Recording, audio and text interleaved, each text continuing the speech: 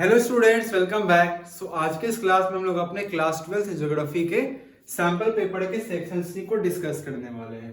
देखो, पहला क्वेश्चन आपका यहाँ पर दिया गया है, इसमें बोला गया आपका explain humanisation of nature with the help of real life example. अब देखो, क्वेश्चन में बोला गया आपका कि जो ह्यूमैनिजेशन आपका है ऑफ नेचर का, इसको आपको क्या करना है, एक्सप्लेन करने हैं एक रियल लाइफ एग्जांपल के साथ में। ठीक है, तो हम लोग बात करेंगे आंसर की। देखो, लिखेंगे ह्यूमैनिजेशन ऑफ नेचर। जब ह्यूमैनिजेशन ऑफ नेचर के बारे में बात करेंगे तो क्या क्या मेंशन आपका है। पहला देखो पॉइंट है, with the passage of time people begin to understand their environment and the forces of nature. यानी कि देखो, बोलेगा ना कि जैसे जैसे क्या हो गया, समय आपका ना बीतते गया, लोगों ने क्या किया, तो लोगों को ये बातें समझ में आनी शुरू हो गई कि जो इन्वायरमेंट है उनका, है ना, और जो फोर्सेस ऑफ नेचर है, तो लोगों को टाइम के साथ साथ environment and forces of nature के बारे में चीजें समझ में आने लगी। With social and cultural development humans develop better and more efficient technology. और जैसे जैसे हमें देखने को मिलता है कि जिस तरीके से क्या होता है ना, सोशल एंड कल्चरल आपके डेवलपमेंट होते हैं, तो सोशल एंड कल्चरल डेवलपमेंट के साथ में ह्यूमंस क्या करते हैं, बेहतर तरीके से डेवलप करते हैं और टेक्नोलॉजी आपकी और एफिशिएंट होती है।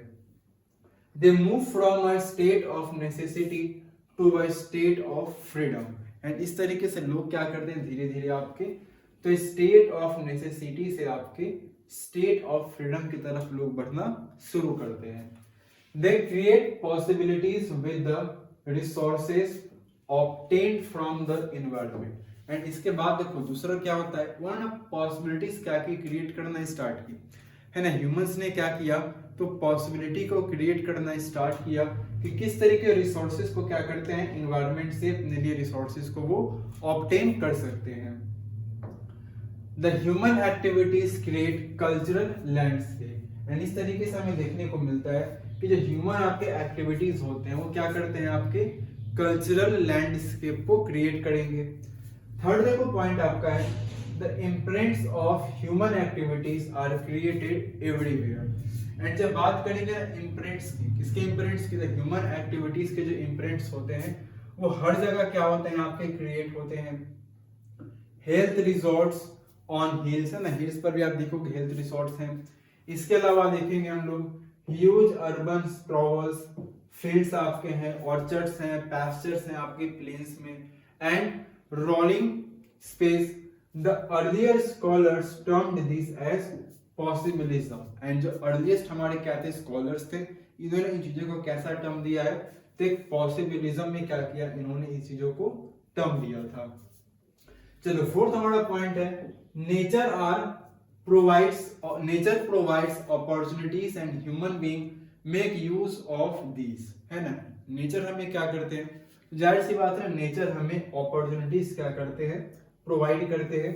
एंड ह्यूमन क्या करते हैं, जो ह्यूमन बीइंग आपके होते हैं वो इन चीजों का क्या करते हैं, आपके बेहतर तरीके से यूज करते हैं। And slowly nature gets humanized. और इस तरह से धीरे धीरे हमें देखने को मिला कि नेचर पूरी तरीके से धीरे धीरे क्या होती है, आपकी ह्यूमनाइज हो जाती है। And starts bearing the imprints of human Endeavour. And यहीं से हमें देखने को मिलता है कि ह्यूमन स्टार्ट करते हैं आपकी बियरिंग करना इम्प्रिंट्स ऑफ ह्यूमन एंडेवर को। ठीक है, तो आपका क्वेश्चन नंबर 20 का आंसर है। अब देखो आगे जब बात करेंगे इस क्वेश्चन में, तो क्वेश्चन में आपके ना ऑप्शंस मिलेंगे। ठीक है, क्वेश्चन जो आपका 20 होगा उसमें आपको ऑप्शंस मिलेंगे। इधर आप क्या करोगे, इस वाले क्वेश्चन को अटेम्प्ट करोगे, ह्यूमनाइजेशन ऑफ जो आपका नेचर के बारे में बोला गया था, या फिर यहां पर एक और क्वेश्चन है, the concept of neo determinism is compared with traffic lights on the cross road, है ना, analyse the statement with example. तो इन दोनों में से आपको क्या करना है, किसी एक स्टेटमेंट को आंसर करना है। इधर आप पहले वाले करो या फिर ये, दोनों में से आप किसी एक को आंसर दे सकते हैं, आपके ऊपर डिपेंड करता है। अब देखो इसका जो आंसर है, इसमें देखो बोला गया है कौन से कॉन्सेप्ट के बारे में, तो इसके अंदर जो कॉन्सेप्ट आपका लिया गया है वो कॉन्सेप्ट आपका है नियो डिटर्मिनिज्म का। ठीक है, जो नियो डिटर्मिनिज्म का आपका जो कॉन्सेप्ट है इसको कंपेयर किया गया है किसके साथ में, तो जो क्रॉस रोड्स पर आपको ट्रैफिक लाइट्स देखने को मिलते हैं उसके साथ इसको कंपेयर किया गया है। तो इसी स्टेटमेंट को हमें क्या करना है, एनालाइज करना है, और एनालाइज हमें एग्जांपल के साथ में करने हैं। चलो पहला हम लोग बात करेंगे, तो हेडिंग लिख लोगे आप नियो डिटरमिनिज्म। देखो पहला पॉइंट हमारा है traffic is regulated by lights on the cross road. जैसा कि आपको नॉर्मली पता होगा ना, हर किसी को पता है इस चीज में कि आप जब ट्रैफिक को देखोगे ना, तो ट्रैफिक आपकी जो होती है वो लाइट्स के थ्रू क्या होती है, आपकी रेगुलेट होती है ना, जो कि कहां पर आप क्रॉस रोड्स पर होते हैं। Red light means stop. अब जो रेड लाइट आप होते हैं ना, उसका मतलब क्या होता है, स्टॉप होता है। एम्बर लाइट्स आपका होता है, गैप आपको देता है किसके बीच में, रेड और ग्रीन लाइट के बीच में, इस तरह से रेडी का आपको सिग्नल देता है ना। और जो ग्रीन लाइट्स होते हैं आपके टू गेट सेट का क्या करते हैं, आपके शो करते हैं। एंड ग्रीन लाइट का मतलब क्या होता है, आपका गो होता है। The concept shows that neither is there a situation of absolute necessity environment determinism। और ये जो कॉन्सेप्ट क्या शो करता है आपका, तो neither there is a situation है किसका, आपका एब्सोल्यूट नेसेसिटी का, जो कि हम लोग बात करेंगे अपने इन्वायरमेंटल डिटरमिनिज्म में। Nor is there a condition of absolute freedom. नहीं यहाँ पर क्या है, एब्सोल्यूट फ्रीडम का कोई कॉन्सेप्ट आपको देखने को मिल रहा है, जो कि क्या है आपका पॉसिबिलिज्म बोलते हैं हम लोग। चलो तीसरा पॉइंट बोला गया आपका, it means that human being can conquer nature by obeying it. यानी कि सिंपल मतलब यहाँ पर है कि ह्यूमन बीइंग्स क्या करते हैं, तो ह्यूमन बीइंग्स जो है वो आपके नेचर को क्या कर सकते हैं, कॉन्कर कर सकते हैं, उनको ओबे करके। They have to respond to the red signals, है ना, उनको रेड सिग्नल्स को क्या करना पड़ेगा, रिस्पॉन्ड करना पड़ेगा। And can proceed in their pursuit of development, and उनको अपने डेवलपमेंट के परसू में क्या करना पड़ेगा, प्रोसीड भी करना पड़ेगा। वे नेचर परमिट्स द मॉडिफिकेशन, है ना, जब नेचर क्या करेंगे, मॉडिफिकेशन के लिए आपको परमिट दे दें, यानी कि अब नेचर में बदलाव करने की जरूरत है, आप तभी करो, वरना ऐसे मत करो। चलो फोर्थ पॉइंट आपका बोला गया है, it means that possibilities can be created with the limits which do not damage the environment. यानी कि सिंपल बोला गया, इसका मतलब सिंपल यही है कि पॉसिबिलिटीज को ना क्रिएट किया जा सकता है। तो अगर हमें अपने लिए पॉसिबिलिटीज को क्रिएट करना है, तो हमें लिमिट्स में करना होगा, ताकि जो हमारा एनवायरनमेंट है उसको नुकसान ना पहुंचे, हमारा एनवायरनमेंट डैमेज ना हो। And there is no free run without accidents. और सिंपल है कि फ्री रन जो हम लोग बात करते हैं विथआउट एक्सीडेंट्स वो पॉसिबल नहीं होते हैं। The free run which the developed economies attempt to take has already resulted in the greenhouse। अब देखो यहाँ पर सिंपली बोला गया है, जो फ्री रन है ना, जिसमें भी डेवलप्ड इकोनॉमीज ने अटेम्प्ट किया है, वहां पर आपको उसका रिजल्ट क्या देखने को मिलता है, तो वहां पर आपको ग्रीन हाउस इफेक्ट देखने को मिलता है। ओजोन लेयर का डिप्लेशन उस कारण से हुआ है, आपका ग्लोबल वार्मिंग आपकी बढ़ी है। इसके अलावा रिसीडिंग ग्लेशियर्स पिघल रहे हैं आपके, एंड डिग्रेडिंग लैंड्स, और लैंड्स कहीं ना कहीं क्या हो रहे हैं, आपके डिग्रेड हो रहे हैं। तो कुछ क्या था आपका कॉन्सेप्ट था किसका, नियो डिटरमिनिज्म का। चलो नेक्स्ट हम लोग बात करेंगे अपने क्वेश्चन नंबर 21 में। देखो क्वेश्चन नंबर 21 में बोला गया है हमें, ठीक है, तो क्वेश्चन नंबर 21 है, इसमें देखो क्या बोला गया आपका, study the map of Suez canal and answer the following questions. ठीक है, यहाँ पे हमें ना सुएज कैनल दिया गया है, तो इस सुएज कैनल के अकॉर्डिंगली आपको क्या करना है, क्वेश्चंस के कुछ आंसर देने हैं, जो कि आप यहाँ पर मैप में देख रहे हो। देखते हैं पहले क्वेश्चन क्या है। देखो क्वेश्चन पहला बोला गया है आपका, अच्छा ये हमारा स्लाइड क्या है, रिपीट है। देखो क्वेश्चन पहला आपका बोला गया है, name the two seas connected by the Suez canal. अब देखो जैसे आप मैप देखोगे तो बोला गया ना कि दो आपको ना सीज के नेम बताने हैं जिनके थ्रू क्या आपका सुएज कैनल कनेक्टेड है। तो पहले हम लोग आएंगे अपने मैप पे। देखो मैप पे अगर आप आओगे तो मैप पे आपको क्या देखने को मिलता है, तो जब ध्यान से आप मैप देखोगे तो मैप पर आपको ना दो क्या देखने को मिलेंगे, एक आपको मेडिटेरेनियन सी और दूसरा क्या होगा आपका रेड सी। तो दो सी आपको यहाँ से कनेक्ट होते क्या होते हैं, दिखाई देते हैं, जो कि आपके सुएज कैनल को क्या करते हैं, कनेक्ट करते हैं। ठीक है ना, तो पहले कौन से हो जाएंगे आपके, तो मेडिटरेनियन सी हो जाएंगे, एंड जो दूसरा हो जाएगा आपका वो हो जाएगा आपका रेड सी। ठीक है, चलो तो पहले हम लोग आते हैं, पहला हमारा आंसर हो गया। अब देखो दूसरा जो इसमें क्वेश्चन दिया गया है, इसमें देखो बोला गया है why do we consider this as Europe's gateway to the Indian ocean. अब देखो सुएज कैनल को हम लोग क्या कंसीडर करते हैं, तो सुएज कैनल को हम लोग ना यूरोप्स का गेटवे कंसीडर करते हैं टू द इंडियन ओशियन। इसके पीछे का देखो रीजन की बात करें, the sea route reduces direct distance between Liverpool and Colombo. देखो सी रूट नॉर्मली क्या करता है ना कि जो डायरेक्ट आपका डिस्टेंस है लिवरपूल एंड कोलंबो के बीच में, अगर आप उसको कंपेयर करते हो Cape of Good Hope route से, तो उस चीज को क्या करता है आपका रिड्यूस कर देता है, जिस कारण से इसको यूरोप का गेटवे बोला जाता है टू द इंडियन ओशियन। चलो आगे हम लोग आएंगे अपने क्वेश्चन नंबर 3 में। यहाँ देखो बोला गया है write one characteristics of the Suez canal, है ना। सुएज कैनल के आपको कोई एक क्या करने कैरेक्टरिस्टिक्स बताने हैं, तो यहाँ पर अलग अलग हमने 3 कैरेक्टरिस्टिक्स यहाँ पर आपके मेंशन है, आप कोई भी एक क्या करते हो ले सकते हो। देखो पहला तो क्या आपका it is a sea level canal without locks. पहला तो आपका एक सी लेवल का आपका कैनल है बिना लॉक्स के, which is about 160 kilometre and 11 to 15 metre deep, जो कि कितना है आपका, तो 160 किलोमीटर के अबाउट है और 15 to 11 मीटर के आपका ये डीप है, यानी कि ये गहरा है। आगे पॉइंट आपका है about 100 ships travel daily and each ship takes 10 to 12 hours to cross this channel. The tolls are so heavy, यानी कि हर दिन अगर हम लोग बात करें डेली बेसिस पर बात करें तो अबाउट 100 शिप्स यहाँ पर क्या करते हैं डेली आपके ट्रेवल करते हैं, एंड ईच शिप क्या करते हैं आपके 10 to 12 आवर्स का समय लेते हैं कैनल को क्रॉस करने में, और जो टॉल्स होता है यहाँ पर वो काफी ज्यादा क्या होता है आपका हेवी होता है। आगे पॉइंट आपका है a railway follows the canal to Suez, यहीं पर एक रेलवे क्या करता है फॉलो करता है कैनल टू सुएज में, and from Ismailia there is a branch line to Cairo, और यहीं से आपको क्या देखने को मिलता है, तो इस्माइलिया से आपको एक ब्रांच लाइन देखने को मिलता है कहां पर, कायरो में। A navigable fresh water canal from the Nile, अब यहीं से क्या आपका एक नेविगेबल आपको फ्रेश वाटर कैनल देखने को मिलता है नाइल से, also joins the Suez canal, जो कि नाइल भी क्या करता है आपके स्वेज कैनल को ज्वाइन करते हैं कहां पर, इस्माइलिया में, टू सप्लाई फ्रेश वाटर, किस चीज के लिए, तो फ्रेश वाटर सप्लाई करने के लिए पोर्ट में, टू सेड एंड सुएज। ठीक है, तो अलग अलग पॉइंट्स हैं, आप कोई भी एक पॉइंट यहाँ पर लिख सकते हो क्योंकि एक ही नंबर के आपके क्वेश्चन होने वाले हैं।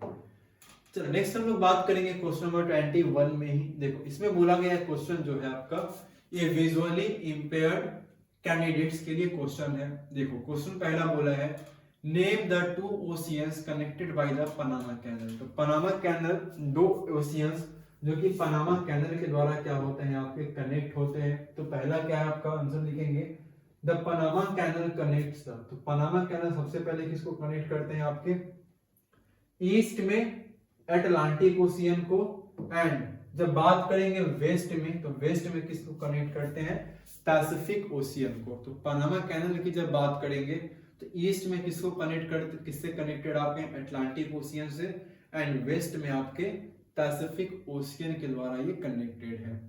आगे हम लोग बात करेंगे write one unique feature of the Panama canal, यानी कि पनामा कैनल के एक यूनिक हमें क्या करने हैं फीचर के बारे में लिखने हैं। It is a 6 lock system, यह कैसा आपका है, तो ये आपके एक ना 6 लॉक सिस्टम आपके हैं, and ships cross the different levels, और यहाँ पर शिप्स क्या करते हैं डिफरेंट लेवल पर एक दूसरे को क्रॉस करते हैं। 26 metre up and down, 26 metre up and क्या रहते हैं आपके डाउन रहते हैं। Through this locks before entering the Gulf of Panama, है ना, किनके थ्रू, तो लॉक्स के थ्रू जब वो गल्फ ऑफ पनामा में क्या करते हैं आपके एंटर करने के पहले है। वाई, थर्ड क्वेश्चन हमारा है why is this canal vital for the economies of Latin America. अब देखो जब लैटिन अमेरिका की बात करेंगे तो लैटिन अमेरिका के लिए ना ये जो कैनल आपका है तो लैटिन अमेरिका के इकोनॉमी के लिए ये कैनल क्या है आपका काफी ज्यादा इंपॉर्टेंट है। इसके पीछे का आपको यहाँ पर क्या देना है, रीजन देने हैं। देखो पहला आंसर हम लोग लिखेंगे, it shortens the distance between New York and San Francisco by 13,000 kilometre by sea. यानी जब आप समुद्र से जाओगे ना तो पनामा कैनल क्या करता है आपको, तो न्यूयॉर्क और सैन फ्रांसिस्को के जो बीच का डिस्टेंस है तो सी के थ्रू 13,000 किलोमीटर डिस्टेंस को क्या कर देता है, पहली बात कम कर देता है। The distance between western Europe and the west coast of USA and north eastern and central USA and east and south east Asia is shorted. इसके अलावा हम लोग बात करें जो डिस्टेंस आपका है वेस्टर्न यूरोप के बीच में और वेस्ट कोस्ट ऑफ यूएसए के बीच, ये भी आपका कम होता है। इसके अलावा जो north eastern and central state है इसके बीच का डिस्टेंस कम होता है। एंड इसके अलावा जो east and south east Asia है इनके बीच का डिस्टेंस क्या होता है, पनामा कैनल से काफी ज्यादा शॉर्ट होता है, जिस कारण से लैटिन अमेरिका के लिए क्या है काफी इंपॉर्टेंट आपका होता है इनके पर्सपेक्टिव जब इकोनॉमिक्स के बारे में बात करेंगे तो। चलो नेक्स्ट हमारा है क्वेश्चन नंबर 22। देखो क्वेश्चन नंबर 22 में हमारा मेंशन किया गया है, prepare a proposal for a smart city that integrates advanced technology to enhance urban living while prioritizing sustainability, cleanliness and affordability। देखो क्वेश्चन बोला गया आपको कि ना प्रपोजल क्या करना है, स्मार्ट सिटी के लिए तैयार करना है ना। एक स्मार्ट सिटी के लिए आपको एक प्रपोजल क्या करने हैं, प्रिपेयर करने हैं, जो कि इंटीग्रेट करेंगे किसके बारे में, तो इंटीग्रेट करेंगे आपके एडवांस्ड टेक्नोलॉजी को, जिससे कि क्या होगा आपका जो अर्बन लिविंग्स हैं उनकी क्या होगी, तो लिविंग एनहांस होगी। वाइल हम लोग बात करेंगे प्रायोरिटाइजिंग किसको देना है आपको, सस्टेनेबिलिटी को, क्लीनलीनेस को एंड अफोर्डेबिलिटी को। तो कैसे तैयार करेंगे, देखो सबसे पहला हम लोग लिखेंगे one of the features of smart cities, है ना। स्मार्ट सिटी के बारे में जब हम लोग बात करते हैं तो स्मार्ट सिटी के जब कुछ फीचर्स के बारे में बोला जाए, देखो पहला क्या है, to apply smart solution to infrastructure and services. सबसे पहले तो आपको क्या करना पड़ेगा, स्मार्ट सॉल्यूशंस आपको अप्लाई करने पड़ेंगे इंफ्रास्ट्रक्चर में एंड सर्विसेज के लिए। इसके अलावा आपका है मेकिंग सिटी लेस वल्नरेबल, है ना। आपको सिटी को कैसा बनाना पड़ेगा, लेस वल्नरेबल बनाना पड़ेगा, किससे, डिजास्टर से। Using fever resources and providing cheaper services, है ना। आपको फीवर रिसोर्सेज क्या करने पड़ेंगे, प्रोवाइड करने पड़ेंगे एंड चीपर सर्विसेज भी आपको क्या होगा, प्रोवाइड करना होगा। इसके अलावा हम लोग बात करेंगे थर्ड में, the focus is on sustainable and inclusive development. और आपका जो मेन फोकस कहां पर होना चाहिए, तो मेन फोकस आपका सस्टेनेबल और इंक्लूसिव डेवलपमेंट के ऊपर होना चाहिए। चलो नेक्स्ट हम लोग बात करेंगे अपने क्वेश्चन नंबर 23 में। देखो क्वेश्चन नंबर 23 हमारा है, इस क्वेश्चन के अंदर बोला गया आपका, enumerate the challenge confronting society regarding the adolescent population, enlist a few measures to overcome these problems। देखो पहला पॉइंट है आपका, बोला जा रहा है कि आपको ना एनुमरेट करना है उन चैलेंजेस को, कन्फ्रंटिंग करते सोसाइटी को, किन के रिगार्डिंग में, तो एडोलेसेंट के पॉपुलेशन के रिगार्डिंग, और आपको कुछ एनलिस्ट करना है कुछ मेजर्स को, जिसके थ्रू आप उन प्रॉब्लम्स को क्या कर सकते हो, खत्म कर सकते हो। चलो पहले हम लोग बात करेंगे द शेयर ऑफ एडोलेसेंट्स। अब देखो पहला पॉइंट है कि एडोलेसेंट्स क्या होते हैं, तो ये जो होते हैं इनका जिनका एज आपका 10 से लेके 19 इयर्स के बीच का होता है, उनको हम लोग क्या बोलते हैं, तो उनको हम लोग एडोलेसेंट्स बोलते हैं। जो कि अगर हम अपने बात करें तो कितना है, तो 20.9% पॉपुलेशन आपका किनका है, एडोलेसेंट का ही है। चलो आगे आपका है the adolescent population through thought regarded as the youthful population having high potential is quite vulnerable if not guided properly. अब जब बात करेंगे ना एडोलेसेंट पॉपुलेशन के बारे में, तो हमारी जो एडोलेसेंट पॉपुलेशन है वो कैसी है? तो ये एडोलेसेंट जो पॉपुलेशन हमारी है ना, इनको माना जाता है कि इनको थॉट रिगार्ड किया जाता है यूथफुल पॉपुलेशन, इनको रिगार्ड किया जाता है जिनके अंदर पोटेंशियल काफी हाई होती है। लेकिन ये क्वाइट क्या है आपके, ये क्वाइट वल्नरेबल भी आपके हो सकते हैं अगर इनको प्रॉपरली तरीके से गाइड नहीं किया जाए। तो कुछ मेजर्स के बारे में हम लोग बात करेंगे। देखो पहला है, there are many challenges for the society as far as adolescents are concerned, such as marriage at a young age, illiteracy especially in females, है ना, literacy, school dropouts, low intakes of nutrients, high rate of mortality of adolescents, है ना, mothers, high rates of HIV/AIDS infections, physical or mental retardedness, drug abuse, alcoholism, juvenile delinquency and next क्या आपका committing crimes. ठीक है, अगर कुछ आगे point हम लोग बात करें इसमें, देखो पॉइंट्स क्या क्या हमारे यहाँ पर दिया गया। पहला देखो, सोसाइटी के लिए बहुत सारे क्या चैलेंजेस हैं अगर हम लोग एज फार एज कंसर्न करते हैं किनको, एडोलेसेंट को। जैसे बात करेंगे कम एज पर शादी हो जाना, है ना, इलिटरेसी जो स्पेशली फीमेल्स के अंदर आपको देखने को मिलती है, स्कूल ड्रॉप आउट की बात आप चाहे कर लो, या फिर अगर न्यूट्रिएंट्स के लो इनटेक करने की बात कर रहे हैं हम लोग, मोर्टेलिटी रेट काफी हाई होना एक इम्पॉर्टेंट है, खास करके एडोलेसेंट मदर्स में हाई रेट्स हमें देखने को मिलते हैं HIV/AIDS इन्फेक्शंस का, फिजिकल और मेंटल रिटार्डनेस हमारे हैं, ड्रग एब्यूज है, एल्कोहलिज्म आपका है ना, जुवेनाइल डिलिंक्वेंसी है, एंड इसके अलावा जो कमिटिंग क्राइम्स करते हैं।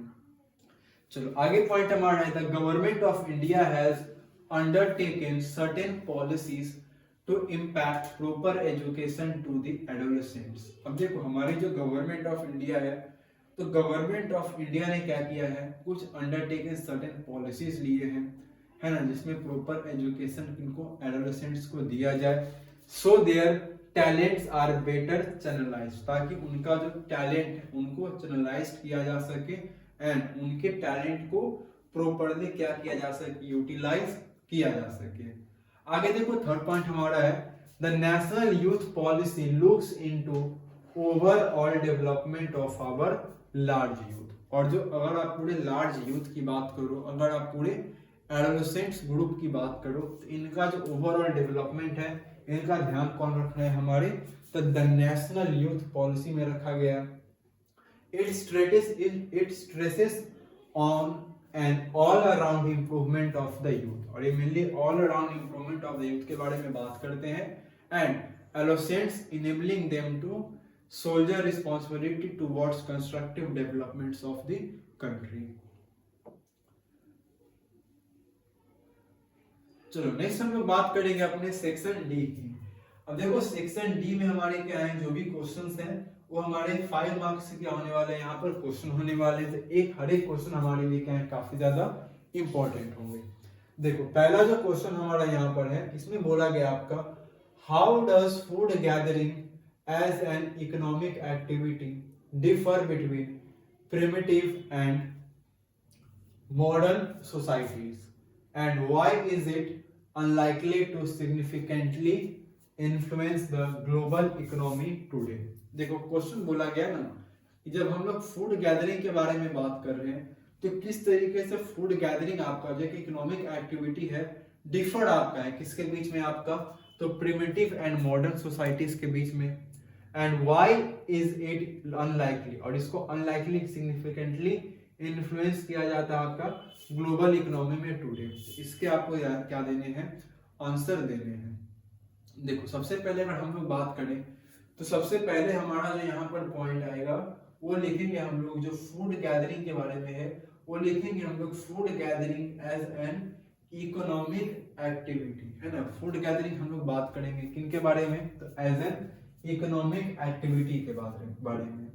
देखो आंसर क्या है आपका, तो आंसर होगा हमारा, gathering is practice in regions with harsh climate conditions, देखो जब ना गैदरिंग की बात करते हैं तो गैदरिंग को प्रैक्टिस किया जाता है कौन से रीजन्स में, तो गैदरिंग्स को आपको ना उन रीजन्स के अंदर में प्रैक्टिस किया जाता है जहां पर आपका क्लाइमेट कैसा होता है, हार्श क्लाइमेटिक कंडीशंस होते हैं आपके। It often involves primitive societies, and इनके अंदर में कौन इन्वॉल्व होते हैं, तो अक्सर आपके जो प्रिमिटिव सोसाइटीज होते हैं वो इन्हीं के अंदर में क्या होते हैं, आपके इन्वॉल्व होते हैं। हो एक्सट्रैक्ट, जो क्या करते हैं, एक्सट्रैक्ट करते हैं आपके बोथ एनिमल्स को भी एंड प्लांट्स को भी, to satisfy their needs for food, ताकि जो सेटिस्फाई उनका है फूड के लिए वो पूरा हो सके, अपने शेल्टर के लिए एंड क्लोथिंग के लिए।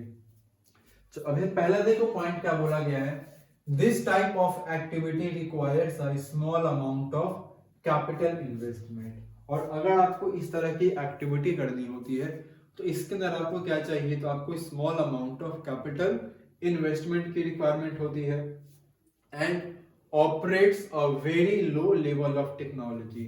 यार आपको देखो एक तो कैपिटल भी आपको कम चाहिए और टेक्नोलॉजी भी आपको उतनी एडवांस नहीं चाहिए, तो लो लेवल ऑफ टेक्नोलॉजी भी होगी तो भी आपका यहाँ पर काम आसानी से हो जाता है। चलो आगे हम लोग बात करेंगे, नेक्स्ट आपका है द यील्ड पर person is very low and little और नो सरप्लस इज प्रोड्यूस्ड। लेकिन इसके अंदर क्या होता है, जब पर पर्सन यील्ड होता है तो पर पर्सन यील्ड क्या होता है आपका बहुत ही कम होता है ना, एंड लिटिल होता है, और मतलब सरप्लस के लिए कुछ बचता नहीं, या तो बहुत कम बचता है सरप्लस के लिए या तो बिल्कुल भी नहीं बचेगा आपका। तीसरा पॉइंट आपका है in modern times some gathering is market oriented. और मॉडर्न टाइम्स के बारे में जब बात करेंगे ना तो गैदरिंग, कुछ गैदरिंग्स आपके कैसे हो चुके हैं, तो मार्केट ओरिएंटेड हो चुके हैं एंड हैज बिकम कॉमर्शियल, और इस तरह से पूरी तरह से क्या बन चुके हैं, आपके कॉमर्शियल हो चुके हैं। नेक्स्ट हमारा है गैदरर्स कलेक्ट वैल्यूएबल प्लांट्स, है ना, गैदरर्स क्या करते हैं आपके, जो गैदरर्स होते हैं वो आपके वैल्यूएबल प्लांट्स को क्या करते हैं, आपके कलेक्ट करते हैं। जैसे बात करेंगे leaves, bark of trees and medicinal plants, and after simple processing, और बिल्कुल हल्के से सिंपल प्रोसेसिंग के बाद उसको वो क्या करते हैं, sell the products in the market, means market के अंदर उसको फिर वो क्या कर देंगे, सेल कर देते हैं। चलो आगे हम लोग बात करेंगे नेक्स्ट पॉइंट में, they use various parts of the plants for example. अब देखो अपना प्लांट्स के बहुत सारे अलग अलग पार्ट्स को क्या करते हैं, यूज करते हैं। जैसे बात करेंगे बार्क का, तो बार्क का क्यूनाइन के लिए यूज किया जाता है आपका, tannin extract and call, leave supply materials for beverages, drugs, cosmetic fibre. तो कोई भी आप क्या कर दोगे, 3 पॉइंट्स आप लिख सकते हो। चलो आगे पॉइंट है why food gathering has little chance of becoming important at the global level. तो आखिर ना फूड गैदरिंग के काफी कम चांस हैं कि वो क्या कर सकता है, ग्लोबल लेवल पर इंपॉर्टेंट हो पाएगा। तो इसके पीछे अगर कुछ पॉइंट्स के बारे में हम लोग बात करें, देखो पहला पॉइंट इसमें आएगा आपका gathering has little chance of becoming important at the global level, है ना, गैदरिंग का क्या है, तो बहुत ही लिटिल चांस है कि वो क्या बन पाएगा, आपका ग्लोबल लेवल पर इंपॉर्टेंट बन पाएगा। क्यों बन पाएगा, देखो products of such an activity can not compete in the world market. क्यों, देखो क्योंकि पहला क्या है ना, इस तरह के जो प्रोडक्ट्स होते हैं इन एक्टिविटी के थ्रू जो प्रोडक्ट्स आपके बनाए जाते हैं वर्ल्ड मार्केट में क्या कर पाएंगे, आपके कम्पीट नहीं कर पाएंगे। दूसरा रीजन हमारा है more ever synthetic products often of better quality. अगर आप सिंथेटिक प्रोडक्ट्स के बारे में बात करें तो बेटर क्वालिटी के भी होते हैं एंड लोअर प्राइसेस के भी होते हैं, have replaced many items supplied by the gatherers in tropical forest। अब क्योंकि देखो सिंथेटिक फाइबर्स, सिंथेटिक जो प्रोडक्ट्स आपके होते हैं ना वो बेटर क्वालिटी के होते हैं, लोअर प्राइसेस के होते हैं। अगर आप उनको कंपेयर करते हो किससे, जो ट्रॉपिकल फॉरेस्ट में गैदर की जाती हैं उनके कंपैरिजन, जिस कारण से इन्होंने क्या किया है, इन चीजों को कंप्लीटली पूरी तरीके से आपका रिप्लेस कर दिया है। चलो आगे हम लोग बढ़ेंगे, नेक्स्ट हमारा क्वेश्चन है क्वेश्चन नंबर 25। देखो 25 क्वेश्चन में बोला गया हमसे क्या है, assess the factors that contributed to the development of large scale industries all over the world। अब क्योंकि थोड़ा लंबा क्वेश्चन है तो इसको ध्यान से समझेंगे हम लोग। देखो सबसे पहले बोला गया है क्वेश्चन के अंदर कि आपको उन फैक्टर्स को असेस करना है जो कि क्या करते हैं, कंट्रीब्यूट करते हैं लार्ज स्केल इंडस्ट्रीज के डेवलपमेंट में ऑल ओवर द वर्ल्ड में। तो उन फैक्टर्स को आपको क्या करना है, बताने हैं। ऐसे कौन कौन से आपके फैक्टर्स हैं जो कि क्या करते हैं, आपके कंट्रीब्यूट करते हैं development of large scale industries all over the world में। ऐसा होगा हमारा the factors contributing to the decline of traditional large scale industries. अब देखो सबसे पहले हम लोग बात करेंगे कि जो फैक्टर्स जो कंट्रीब्यूट करते हैं आपके ट्रेडिशनल लार्ज स्केल इंडस्ट्रीज को, तो कौन कौन से फैक्टर्स यहाँ पर है। तो उन जो फैक्टर्स के बारे में हम लोग बात करेंगे। देखो सबसे पहला फैक्टर हमारा है, देखो टेक्नोलॉजिकल एडवांसमेंट। पहला फैक्टर क्या है आपका, तो टेक्नोलॉजिकल एडवांसमेंट है, यानी कि टेक्नोलॉजी आपकी क्या होती जा रही है, अब काफी ज्यादा एडवांस हो रही है। तो बोला गया आपका automation and improved efficiency have transformed the industrial landscape, है ना। ऑटोमेशन आपका है या फिर आप इंप्रूव्ड एफिशिएंसी की बात करो, इन्होंने क्या किया है आपके, तो इंडस्ट्रियल लैंडस्केप को पूरी तरीके से ट्रांसफॉर्म किया है। Making manual labour less necessary, जिसके कारण ना मैनुअल लेबर क्या हो गए आपके, लेस नेसेसरी हमारे लिए बन चुके हैं। This has particularly impacted labor intensive sectors, और इसने क्या किया है, तो particularly impact किया है आपके labor intensive sectors को। जैसे अगर हम लोग बात करेंगे टेक्सटाइल्स के बारे में, where automation has replaced many traditional roles, और जहां पर ऑटोमेशन ने क्या किया आपके, तो बहुत सारे ट्रेडिशनल रोल्स को उन्होंने रिप्लेस भी किया है। ये पहला हमारा फैक्टर है। देखो दूसरा फैक्टर क्या होगा हमारा, तो जो दूसरा हमारा फैक्टर है वो है ग्लोबलाइजेशन। अब जब बात करेंगे हम लोग ना ग्लोबलाइजेशन के बारे में, इसमें क्या हो रहा है, the opening of markets and increased competition from foreign companies. अब देखो होता है क्या, जब ग्लोबलाइजेशन के बारे में बात करेंगे तो पूरी दुनिया एक ग्लोबल विलेज बन चुकी है आपकी, सब एक दूसरे के साथ मार्केट में क्या कर रहे हैं, कंपीट कर रहे हैं। तो क्योंकि मार्केट आपका ओपन हुआ है, इससे कंपटीशन में क्या हो जाएगा आपका, जो फॉरेन जो कंपनीज हैं उनसे कंपटीशन क्या हुआ आपका, बढ़ा है, क्योंकि वो भी अब मार्केट में आ चुके हैं, लोकल मार्केट में अब फॉरेन कंपनीज भी आपकी आ चुकी है। Often with lower production cost, और जाहिर सी बात उनका प्रोडक्शन कॉस्ट भी लोअर होता है। Have posed significant challenge to domestic industries, और क्योंकि इस कारण से क्या है, तो जो डोमेस्टिक इंडस्ट्रीज उनके लिए बहुत ज्यादा यहाँ पर क्या होता है, चैलेंज होता है। The steel industry struggle against cheap imports is a prominent example of this phenomenon। अब इसमें एग्जांपल की बात करेंगे तो जो हमारी स्टील इंडस्ट्री है वो स्ट्रगल कर रही है चीपर इंपोर्ट से।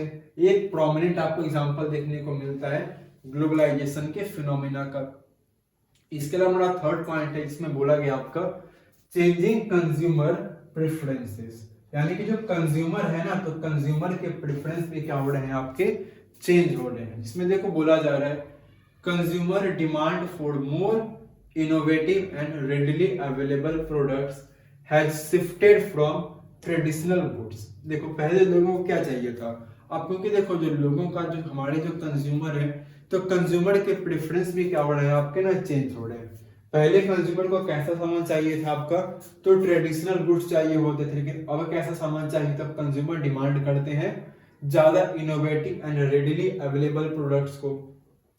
This shift can be seen in the declining demands, और इसी शिफ्ट के कारण आपको देखने को मिलता है कि जो डिमांड आपका है ना हैंडमेड टेक्सटाइल का, ये क्या हो रहा है आपका, काफी ज्यादा डिक्लाइन कर रहा है। Which are often perceived as costlier and less accessible compare to machine made alternatives, जो कि ज्यादा कॉस्टली भी होता है आपका, हैंडमेड चीजें आपकी है ना, ज्यादा ये कॉस्टली भी होती है, और जब मशीन मेड अल्टरनेटिव से कंपेयर करें तो उतनी ज्यादा आपकी क्या होती है, एक्सेसिबल भी नहीं होती है।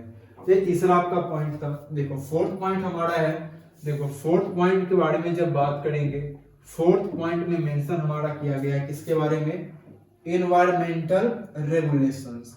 अब एनवायरमेंटल रेगुलेशंस में क्या पॉइंट है देखेंगे। Increasing environmental awareness has necessitated cleaner production methods. अब क्योंकि देखो हम लोग क्या कर रहे हैं, इन्वायरमेंट को लेकर के ना काफी ज्यादा कंसर्न है, तो जो इन्वायरमेंटल अवेयरनेस बढ़े हैं, ये क्या हो चुका है आपका, तो नेसेसिटियल आपका क्लीनर प्रोडक्शन मेथड हुआ है हमारा। Adding to production cost for traditional industries, है ना, जो प्रोडक्शन का जो कॉस्ट आपका ट्रेडिशनल इंडस्ट्री का वो ऐड हुआ है आपका। Compliance with stringent environment standards has further impacted their competitiveness। चलो आगे हम लोग बात करेंगे स्टेटमेंट नंबर अपने पॉइंट फिफ्थ में। देखो फिफ्थ पॉइंट जो हमारा है, तो फिफ्थ पॉइंट में हमारा मेंशन किया गया है इंफ्रास्ट्रक्चर, है ना, बॉटलनेक्स के बारे में। जो फिफ्थ हमारा पॉइंट है इसमें देखेंगे तो मेंशन किया गया है हमारा एनवायरमेंट इंफ्रास्ट्रक्चरल, है ना, बॉटलनेक्स के बारे में। अब ये पॉइंट क्या है इसको थोड़ा हम लोग समझते हैं। देखो बोला गया आपका इस पॉइंट के अंदर इनएडिक्वेट, क्या है हमारा, इनएडिक्वेट infrastructure particularly in terms of transportation, power and water supply has hampered the growth of traditional industries. देखो बोला गया ना कि जो इनएडिक्वेट इंफ्रास्ट्रक्चर आपके हैं, जो कि पार्टिकुलरली हम लोग बात करते हैं किनके टर्म्स में, ट्रांसपोर्टेशन के टर्म्स में, पावर एंड वाटर सप्लाई के टर्म्स में, इन्होंने क्या किया आपका हैम्पर्ड किया है ट्रेडिशनल इंडस्ट्रीज के ग्रोथ को। This has resulted in disruption to production process, और इसके कारण हमको रिजल्ट देखने को मिलता है, डिसरप्शन होता है आपका किस चीज का, तो प्रोडक्शन प्रोसेसेस का डिसरप्शन हो रहा है। As seen in instance of power cuts, और इस कारण से आपको पावर कट्स दिखाई देते हैं जो कि आपके मैन्युफैक्चरिंग यूनिट को पूरी तरीके से क्या करते हैं, अफेक्ट करते हैं। चलो आगे हम लोग बात करेंगे अपने नेक्स्ट 6 पॉइंट में। इसमें देखो बोला गया आपका डेमोग्राफिक चेंजेस। अब ये डेमोग्राफिक चेंजेस भी आपके क्या करते हैं, काफी ज्यादा अफेक्ट करते हैं। जैसे देखो बोला गया है urbanisation and rural to urban migration have led to labour shortage in rural areas where many traditional industries are located. अब देखो क्योंकि अर्बनाइजेशन हो रहा है आपका, शहरीकरण हो रहा है, मतलब लोग गांव से निकल करके कहां पर आ रहे हैं, आपके शहर की तरफ आ रहे हैं। तो अब जो लेबर इंटेंसिव लेबर, अब क्योंकि जब लोग गांव से निकल के रूरल एरिया से निकल करके लोग अर्बन एरियाज में आ रहे हैं, तो जो रूरल एरियाज के अंदर लेबर का क्या आपको देखने को मिलेगा, शॉर्टेज देखने को मिलेगा। एंड रूरल एरियाज के अंदर जो ट्रेडिशनल इंडस्ट्रीज आपके लोकेटेड है वो पूरी तरीके से क्या होंगे, आपके अफेक्ट होंगे। Higher urban wages and changing lifestyle had made it challenging for this industries to sustain their operations. अब बोलेंगे कि सर लोग गांव से निकल करके शहर की तरफ क्यों जा रहे हैं, तो बेहतर कंडीशन है, क्योंकि देखो शहर में उनको ज्यादा पैसे मिलेंगे काम करने को, दूसरा वहां पर उनकी लाइफस्टाइल थोड़ी क्या होगी, यहाँ के कंपैरिजन बेहतर होगी। लेकिन जो गांव के अंदर जो रूरल एरियाज के अंदर जो इंडस्ट्रीज हैं वो ऑपरेट पूरी तरीके से क्या कर पाएंगे, अच्छे से हो नहीं पाएंगे। चलो आगे हम लोग बात करेंगे नेक्स्ट क्वेश्चन में।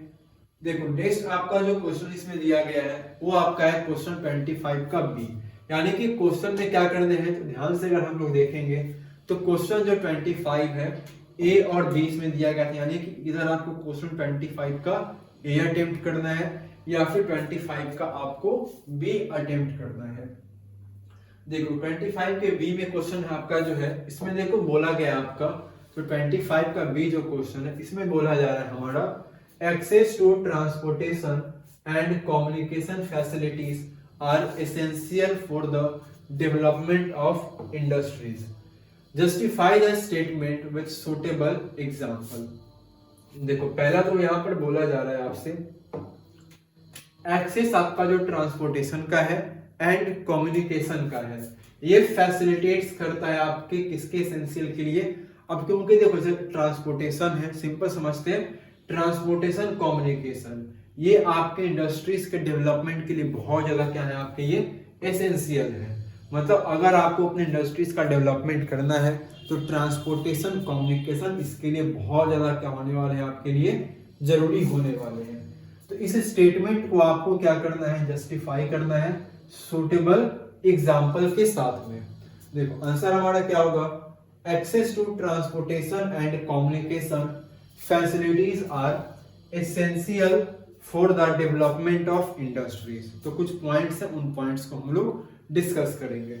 देखो पहला पॉइंट क्या बोला गया आपका, speedy and efficient transport facilities to carry raw material to the factory and to move finished goods to the market are essential for the development of industry. Suppose that आपको अपने industry का क्या करना है, डेवलपमेंट करना है।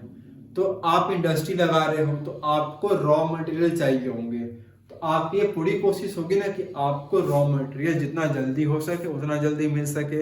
And एक बार आप उसे रॉ मटेरियल से आप फिनिश्ड गुड्स बना लेते हो तो आप पूरी कोशिश करोगे कि वो जो आपका फिनिश्ड गुड्स है वो मार्केट के अंदर बड़ी जल्दी पहुंच पाए। तो इसके लिए ट्रांसपोर्टेशन का होना, बहुत अच्छा होना काफी आपका जरूरी है। चलो आगे दूसरा पॉइंट आपका, the cost of transport plays an important role in the location of industrial units. अब अगर आप ध्यान से देखोगे ना कि जो बड़े बड़े प्लांट होते हैं, बड़े बड़े जो आपके ना इंडस्ट्रियल यूनिट्स होते हैं ना, हर जगह ही लगाए जाते हैं। तो जो बड़े बड़े आपके प्लांट्स होते हैं, बड़े बड़े आपके जो इंडस्ट्रियल यूनिट्स होते हैं, वो नॉर्मली आपके ना ऐसे जगह पर लगाए जाते हैं जहां पर क्या होता है, आपका ट्रांसपोर्टेशन कॉस्ट कम होता है। चलो तीसरा पॉइंट हमारा है, western Europe and eastern north America have a highly developed transport system. यानी कि जो वेस्टर्न यूरोप है और जो ईस्टर्न हमारे नॉर्थ अमेरिका है, यहाँ पर हाईली डेवलप्ड आपको ट्रांसपोर्ट सिस्टम देखने को मिलते हैं, which has always induced the concentration of industries in these areas। देखो अगर आपको ट्रांसपोर्टेशन सस्ता मिल जाए और बहुत अच्छा, अगर महंगा मिल रहा है फिर भी कोई दिक्कत नहीं है, लेकिन अगर ट्रांसपोर्टेशन सिस्टम आपको बहुत बेहतर मिलता है तो इंडस्ट्री ज्यादातर वहां पर क्या करती है, आती है। जैसे अगर एग्जांपल बात करेंगे वेस्टर्न यूरोप में एंड ईस्टर्न नॉर्थ अमेरिका में, तो यहाँ पर ट्रांसपोर्टेशन सिस्टम आपका बहुत ही बेहतर है। चलो फोर्थ पॉइंट हमारा है, modern industries is inseparably tied to transport system. और जो आपकी ना मॉडर्न इंडस्ट्री है पूरी तरीके से क्या है, आपकी टाइड है किसके थ्रू, तो ट्रांसपोर्टेशन सिस्टम के थ्रू। एंड लास्ट हमारा पॉइंट है, improvement in transportation led to integrated economic development and regional specialisation of manufacturing. है ना, बोला गया आपका कि जब इंप्रूवमेंट होता है आपका ट्रांसपोर्टेशन में तो इंटीग्रेट करता है आपके किसके, इकोनॉमिक डेवलपमेंट को, और रीजनल स्पेशलाइजेशन में किसके, आपके मैन्युफैक्चरिंग के अंदर में। चलो नेक्स्ट हम लोग बात करेंगे क्वेश्चन नंबर 26 में। देखेंगे क्वेश्चन नंबर 26 में क्या बोला गया है। देखो क्वेश्चन नंबर 26 हमारा है, तो यहाँ भी आपका ए और बी होगा, यानी कि 26 के ए और 26 के बी में आपको क्या करना है, किसी एक क्वेश्चन को अटेम्प्ट करना है। देखो 26 का जो क्वेश्चन ए है, ये बोल रहा है हमसे, evaluate the benefits derived from integrated tribal development project implemented in Bharmour region. अब देखो हमें ना बेनिफिट्स के बारे में बताना है, जो डिराइव किया गया आपका बेनिफिट्स किससे, इंटीग्रेटेड ट्राइबल डेवलपमेंट प्रोजेक्ट से, जो कि आपके ना भारमर रीजन में आपके इवेलुएट, भारमर रीजन में आपका मिल उसको इंप्लीमेंट किया गया था। इसके मिलने क्या बेनिफिट्स हमें देखने को मिलते हैं, इसके बारे में हमें आंसर लिखने हैं। देखो पहला हमारा पॉइंट क्या है, आंसर लिखेंगे हम लोग, the benefits derived from integrated tribal development project implemented in Bharmour reason.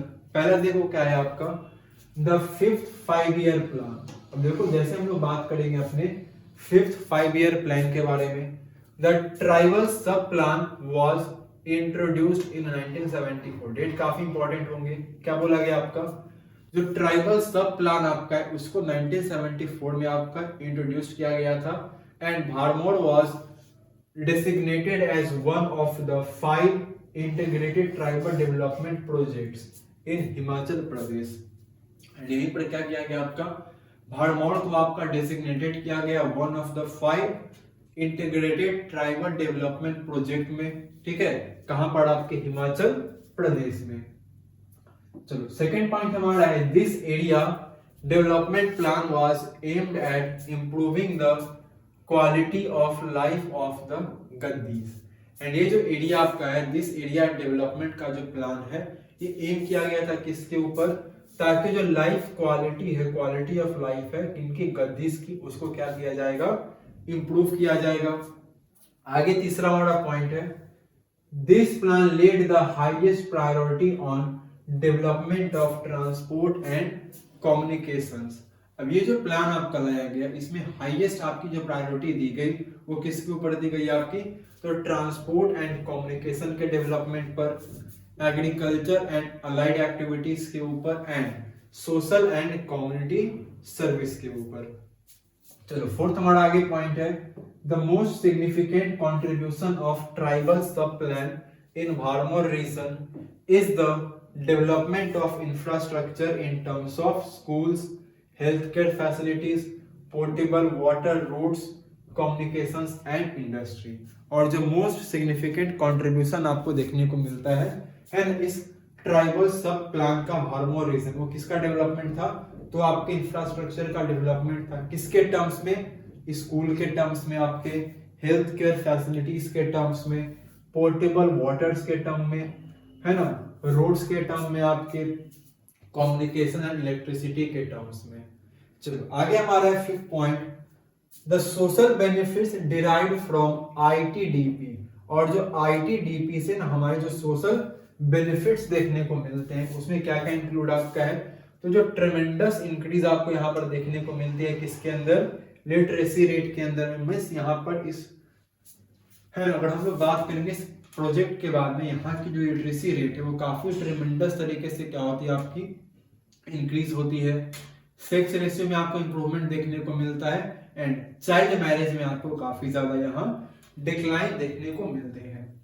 चलो आगे हम लोग बात करेंगे, नेक्स्ट हमारा 6 पॉइंट है। इसमें देखो बोला गया है, ठीक है, जो 6 हमारा पॉइंट है इसमें बोला गया है, the female literacy rate in the region increased from 1.88% in 1971 to 65% in 2011।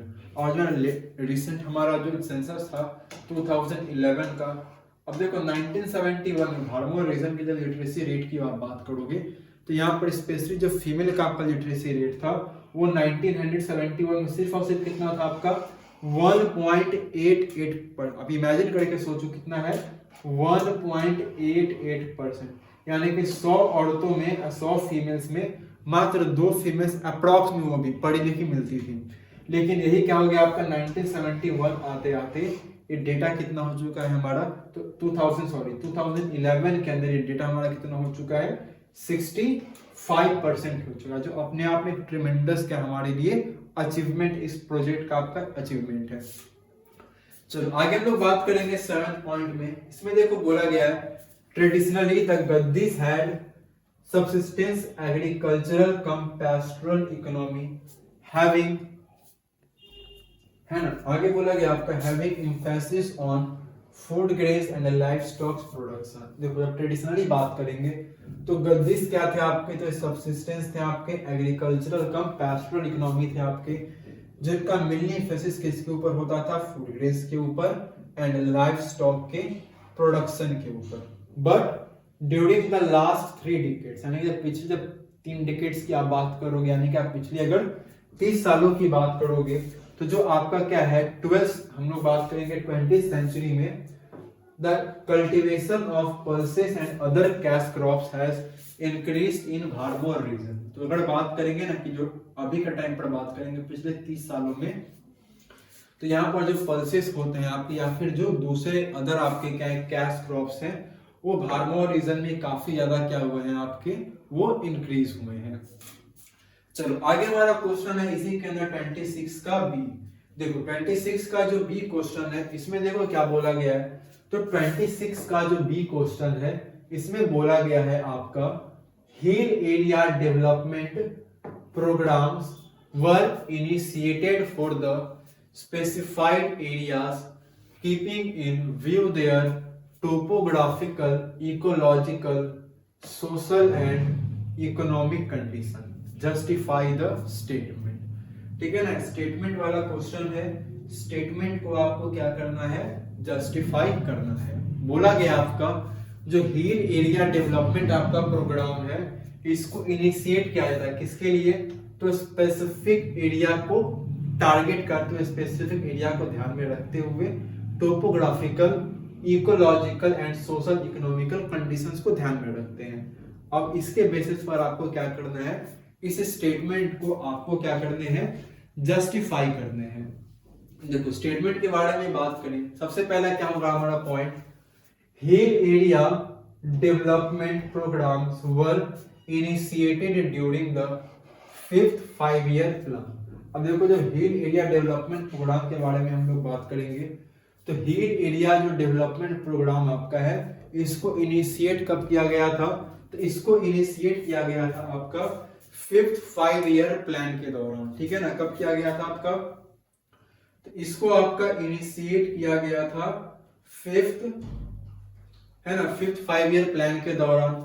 This programmes covered 15 districts comprising all the hilly districts of Uttar Pradesh, present day Uttarakhand, है ना, Mikir hills and north Cachar hills of Assam, Darjeeling districts of west Bengal and Nilgiri district of Tamil Nadu. अब देखो बात करें जब हिल area development programme को, तो ये मेनली क्या करता है आपका, तो ये मेनली आपके ना 15 अलग अलग डिफरेंट डिस्ट्रिक्ट्स को आपको ये क्या करते हैं, कवर करते हैं, जिसके अंदर क्या है आपका, और मेनली इसके अंदर जितने भी आपको डिस्ट्रिक्ट देखने को मिलते हैं वो कैसे डिस्ट्रिक्ट होंगे आपके, हिली यानी कि पहाड़ी जिले होंगे आपके। अब जैसे इसमें इंक्लूड की बात करेंगे तो कौन कौन से इंक्लूड आपके हैं, जैसे पहले उत्तर प्रदेश जो कि प्रेजेंट डे क्या है आपका उत्तराखंड है। इसके अलावा हम बात करेंगे मिकिर हिल्स आपके हो गए, नॉर्थ कचार हिल्स आपके हो गए असम के, दार्जिलिंग डिस्ट्रिक्ट हो गया आपका वेस्ट बंगाल का, और जो नीलगिरी डिस्ट्रिक्ट आपके हैं वो हो गए आपके तमिलनाडु के, ठीक है। देखो तीसरा पॉइंट आपका है the national committee on the development of backward area in 1981। अब देखो एक नेशनल कमिटी आपकी बनाई गई थी डेवलपमेंट ऑफ बैकवर्ड एरिया में। कब बनाई गई थी, तो डेवलपमेंट कमिटी आपकी 1981 में बनाई गई थी। ये भी आपके ना 1 मार्क्स क्वेश्चन के लिए काफी इंपॉर्टेंट होंगे। चलो इसने क्या रिकमेंड किया, recommended that all the hill areas in the country having height above 600 meter and not covered under the tribal sub plan be treated as backward hill areas।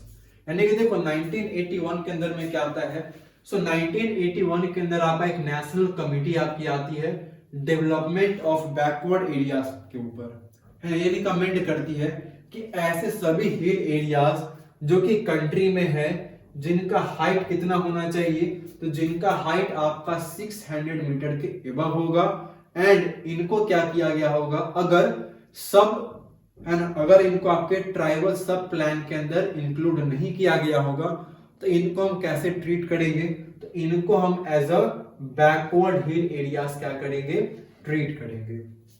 चलो आगे बोला गया आपका 4th में the detailed plans for the development of hill areas were drawn keeping in view their topographical, ecological, social and economic conditions। And जो detailed plans आपके बनाएंगे हिल areas के डेवलपमेंट को देखते हुए, वो किस चीज को ध्यान में रख करके बनाए गए आपके, तो आपके टोपोग्राफिकल को, इकोलॉजिकल को, सोशल एंड इकोनॉमिक कंडीशंस को ध्यान में रख करके क्या किए गए वो चीजें आपकी बनाई गई हैं। एंड लास्ट आपका बोला गया है these programmes aimed at harnessing the indigenous resource, है ना। नेक्स्ट बोला गया आपका, तो नेक्स्ट हमें बोला गया है कि ये जो हमारा क्या है ना, जो आपका प्रोग्राम आपका मेनली एम करता है आपका जो इंडिजीनियस रिसोर्सेस हैं उनको हार्नेसिंग करने के ऊपर, है ना, उनको क्या चीज करने पर, हार्नेसिंग करने के ऊपर, है ना, of the hill areas through the development of horticulture, यानी कि हमें पेड़ वगैरह लगाएंगे, सब्जियां फल वगैरह यहाँ पर उगाई जाएंगी आपकी, प्लांटेशन एग्रीकल्चर होगा यहाँ पर, इसके अलावा एनिमल हस्बेंड्री किए जाएंगे, पोल्ट्री होंगे आपके, फॉरेस्ट्री होंगे, एंड स्मॉल स्केल आपके विलेज इंडस्ट्री भी यहाँ पर लगाई जाएगी। क्लियर? तो ये कुछ आपके क्या होंगे ना, इंपॉर्टेंट आपके क्या है पॉइंट्स हैं जो कि आप इसमें लिख सकते हो। अब देखो पॉइंट यहाँ पर एक चीज ना थोड़ा ध्यान रखना, ठीक है, क्योंकि आप एग्जाम में यहाँ से क्वेश्चन बन सकते हैं। देखो पहले बात करेंगे ना 5th 5 ईयर प्लान के बारे में, तो हमने पहले में ऑलरेडी डिस्कस किया कुछ 5 ईयर प्लान के बारे में। अब क्योंकि यहाँ पर आपका एक मेंशन किया गया आपके ना 5th 5 ईयर प्लान का, तो जो हमारा ये 5th 5 ईयर प्लान था ये कब से कब तक चला था।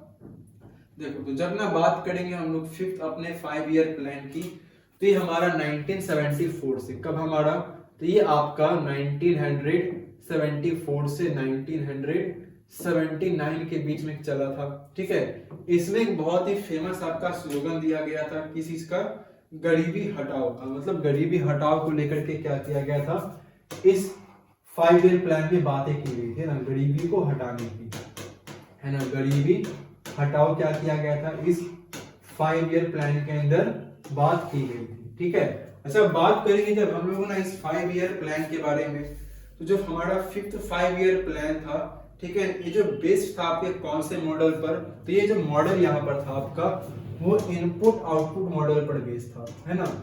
5th 5 ईयर जो हमारा प्लान था वो इनपुट आउटपुट मॉडल पर क्या था आपका, बेस्ड था, ठीक है ना। मॉडल इंपॉर्टेंट होते हैं आपके, तो कौन सा मॉडल पर बेस्ड था आपका, तो ये आपके इनपुट आउटपुट मॉडल के ऊपर क्या थे आपके 5th 5 ईयर प्लान आपके बेस्ड थे। चलो आगे हम लोग बात करेंगे। देखो नेक्स्ट हमारा है क्वेश्चन नंबर 27, 28, 29 और 30, यानी कि सेक्शन डी के हमारे 2 क्वेश्चन बच गए हैं और सेक्शन ई का जो हमारा मैप बेस्ड क्वेश्चन वो हमारा एक रिमेनिंग रह रहा है। तो सभी क्वेश्चंस को हम लोग अपने नेक्स्ट क्लास में बहुत ही अच्छे से इन डिटेल कवर करेंगे। सो आज के क्लास यहीं पर हम लोग अपने एंड करते हैं। तब तक के लिए thank you and take care.